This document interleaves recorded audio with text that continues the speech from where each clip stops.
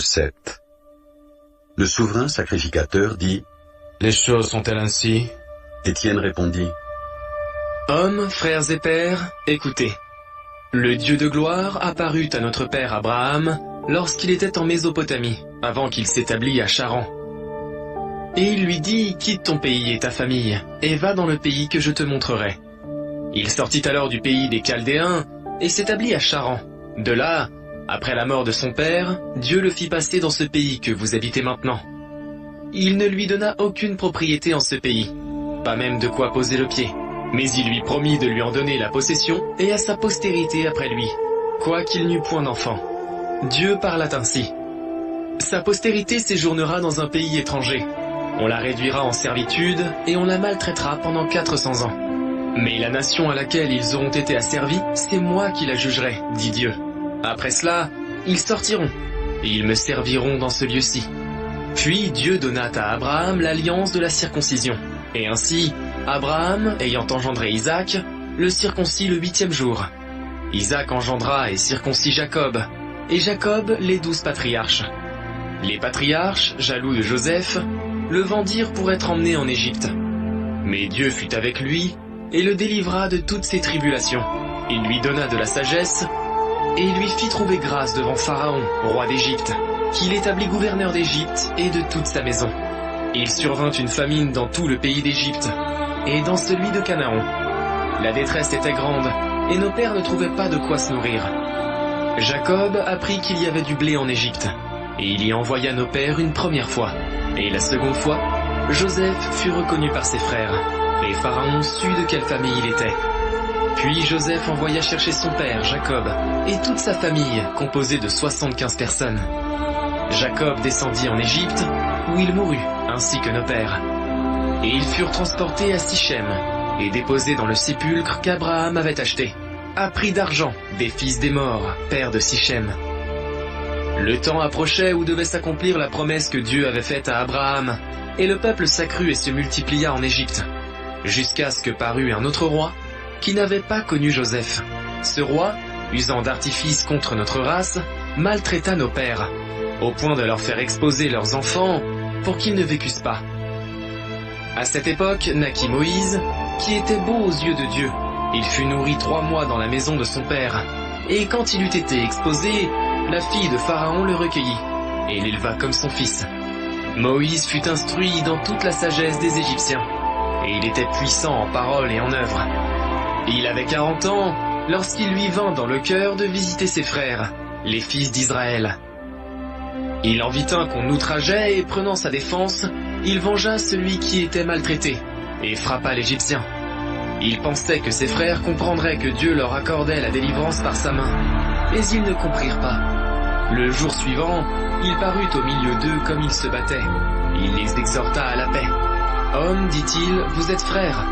Pourquoi vous maltraitez-vous l'un l'autre » Mais celui qui maltraitait son prochain le repoussa, en disant « Qui t'a établi chef et juge sur nous ? Veux-tu me tuer, comme tu as tué hier l'Égyptien » À cette parole, Moïse prit la fuite, et il alla séjourner dans le pays de Madian, où il engendra 2 fils. 40 ans plus tard, un ange lui apparut, au désert de la montagne de Sinaï, dans la flamme d'un buisson en feu. Moïse, voyant cela, fut étonné de cette apparition, et comme il s'approchait pour examiner, la voix du Seigneur se fit entendre. « Je suis le Dieu de tes pères, le Dieu d'Abraham, d'Isaac et de Jacob. » Et Moïse, tout tremblant, n'osait regarder. Le Seigneur lui dit, « Ôte tes souliers de tes pieds, car le lieu sur lequel tu te tiens est une terre sainte. J'ai vu la souffrance de mon peuple qui est en Égypte, j'ai entendu ses gémissements, et je suis descendu pour le délivrer. Maintenant, va, je t'enverrai en Égypte. » Ce Moïse, qu'ils avaient renié, en disant « Qui t'a établi chef et juge ?» c'est lui que Dieu envoya comme chef et comme libérateur avec l'aide de l'ange qui lui était apparu dans le buisson. C'est lui qui les fit sortir d'Égypte, en opérant des prodiges et des miracles au pays d'Égypte, au sein de la mer Rouge et au désert, pendant 40 ans. C'est ce Moïse qui dit aux fils d'Israël, « Dieu vous suscitera d'entre vos frères un prophète comme moi. » C'est lui qui, lors de l'assemblée au désert, étant avec l'ange qui lui parlait sur la montagne de Sinaï et avec nos pères, reçut des oracles vivants pour nous les donner. Nos pères ne voulurent pas lui obéir, ils le repoussèrent, et ils tournèrent leur cœur vers l'Égypte.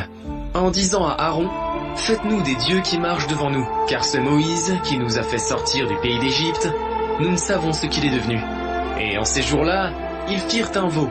Ils offrirent un sacrifice à l'idole et se réjouirent de l'œuvre de leurs mains. Alors Dieu se détourna et les livra au culte de l'armée du ciel, selon qu'il est écrit dans le livre des prophètes. M'avez-vous offert des victimes et des sacrifices pendant 40 ans au désert, maison d'Israël? Vous avez porté la tente de Moloch et l'étoile du dieu enfant, ces images que vous avez faites pour les adorer. Aussi vous transporterai-je au-delà de Babylone.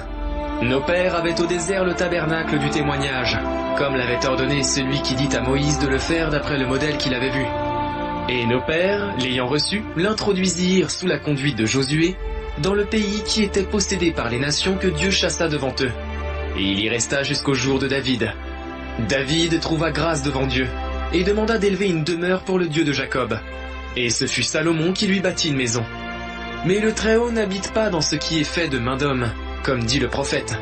Le ciel est mon trône, et la terre mon marchepied. Quelle maison me bâtirez-vous, dit le Seigneur, ou quel sera le lieu de mon repos? N'est-ce pas ma main qui a fait toutes ces choses? Homme au cou raide, incirconcis de cœur et d'oreille, vous vous opposez toujours au Saint-Esprit. Ce que vos pères ont été, vous l'êtes aussi. Lequel des prophètes vos pères n'ont-ils pas su persécuter? Ils ont tué ceux qui annonçaient d'avance la venue du juste, que vous avez livré maintenant, et dont vous avez été les meurtriers. Vous qui avez reçu la loi d'après des commandements d'anges, et qu'ils n'avaient point gardé. En entendant ces paroles, ils étaient furieux dans leur cœur, et ils grinçaient des dents contre lui. Mais Étienne, rempli du Saint-Esprit, et fixant les regards vers le ciel, vit la gloire de Dieu, et Jésus debout à la droite de Dieu.